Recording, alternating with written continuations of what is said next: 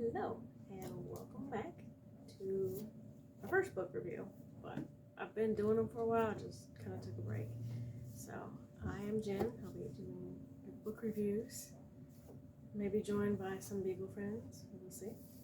So, today the book that I'll be discussing is called If Walls Could Talk, An Intimate History of the Home by Lucy Worsley. Now, I did enjoy this book, and I made notes in my llama notebook. So, basically on this book, we go on a tour through the bedroom, bathroom, living room, and kitchen, covering the history of each room and exploring what people actually did in bed, in the bath, at the table, and at the stove, providing an account of how the four rooms of the home have evolved from medieval times to today. Got a frustrated beagle.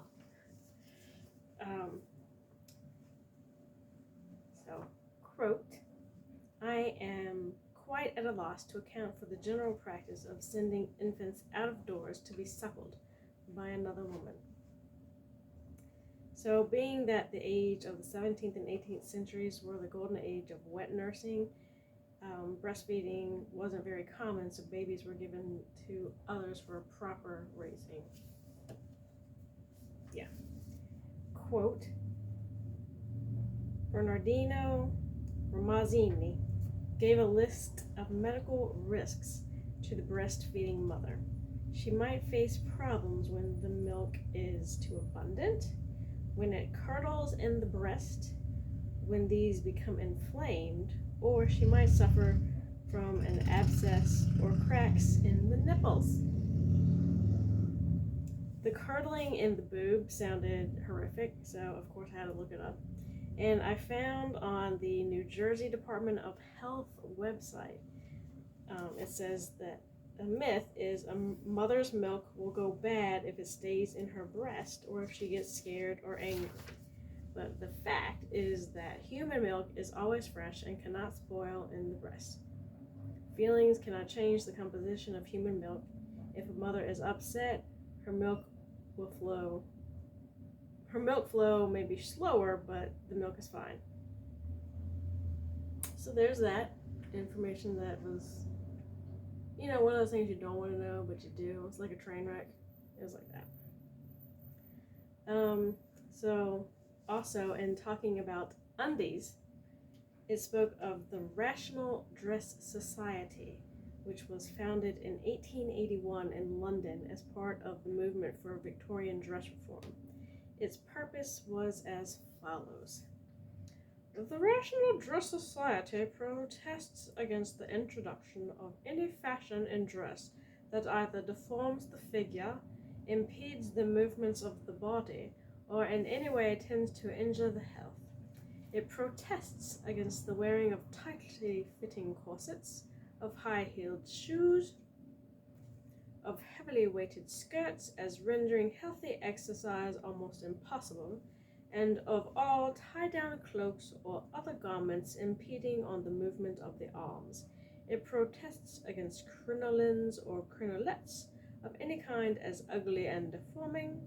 It requires all to be dressed healthily, comfortably, and beautifully, to seek what conduces to birth, comfort, and beauty in our dress as a duty to ourselves and each other. I concur. Quote, take a fat cat, flay it well, roast the cat, and gather the drippings, and anoint the sufferer with it.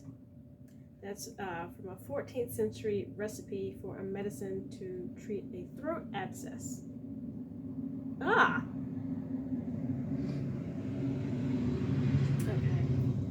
Quote, everyone of rank at the Tudor court enjoyed using metics. Now, an emetic is using a substance that causes you to vomit. So they enjoyed barfing in the Tudor courts, which is funny, but then it's freaking disgusting, right? Blah! I love this next one.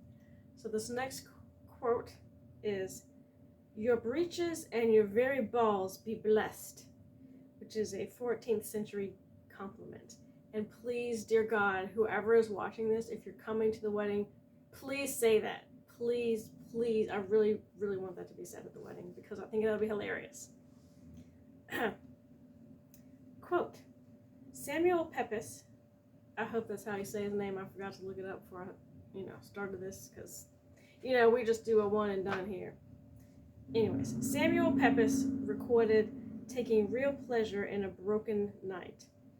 He delighted in falling asleep and waking up again and again.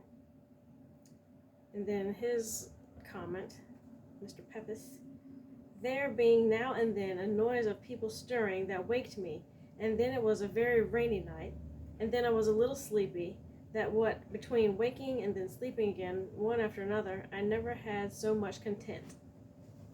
In a way, I kind of feel the same way.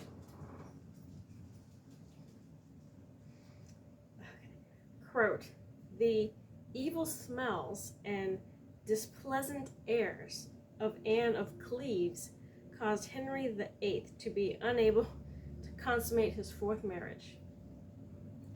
Dang, girl, you nasty. That's nasty. And also, I came up with this funny little thing.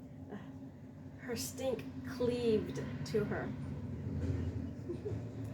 Okay. Quote, but the quick-thinking Obadiah woke up a fellow servant, and both of them start up and pissed out the fire as well they could. Because, fire extinguishers weren't a thing back then. It must have smelled so bad back in the day.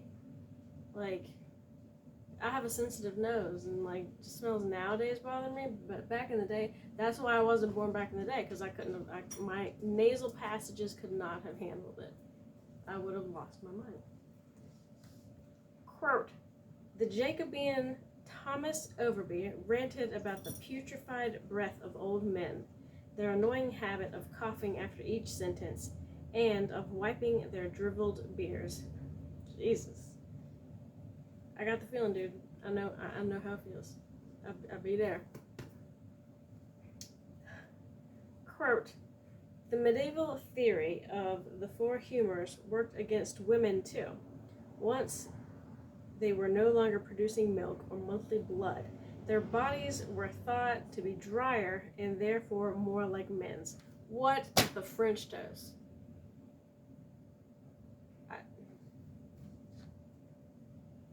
Quote, the very word biscuit means second cooked. And I thought that was neat.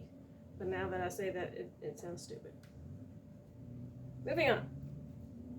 Quote, other well-known wheezes perpetrated upon the city consumer included watercress grown in beds of horrible human sewage, or else a mendacious butcher who might wash your old meat with that hath hung weltering in the shop with new blood to make it look fresh. So basically doing what we do today and coloring meat with pink slime. Ugh. Okay. So moral of the story, end of the review, whatever. I gave the book a 4 out of 5. I like the side bits about the stories. I just wish that there was a bit more about the actual rooms themselves. But there were funny little rabbit holes, in the book, and then, because I'm weird and I gotta search things out, going down the rabbit holes of looking things up too. It was weird and I liked it. So 4 out of 5. Yay, Lucy Worsley. So if you like the book, the comments, the reviews, subscribe. Let's see, what else? Yeah, subscribe. Or you can comment if you have any thoughts or feelings about, what I said. And then this is going to be on my YouTube channel and it's going to be known as I Review Books, the number 4, U, the letter U. Yeah, it's been a while since I've reviewed a book, so a little rusty, but we're getting there. Anyways, so that's that. Oh, it's got pictures in here too. Oh, it's got pictures in here too. Hold on. Well, you know, like the drawings and stuff. Oh, dang. Okay, whatever. Like drawings for each chapter, but then it also has like actual pictures. You know, what some of the stuff did. Yeah.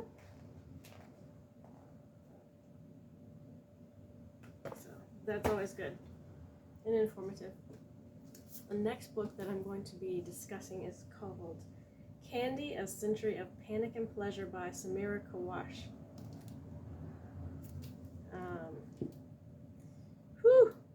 It's been, you know, it's been a long road of reading and stuff, so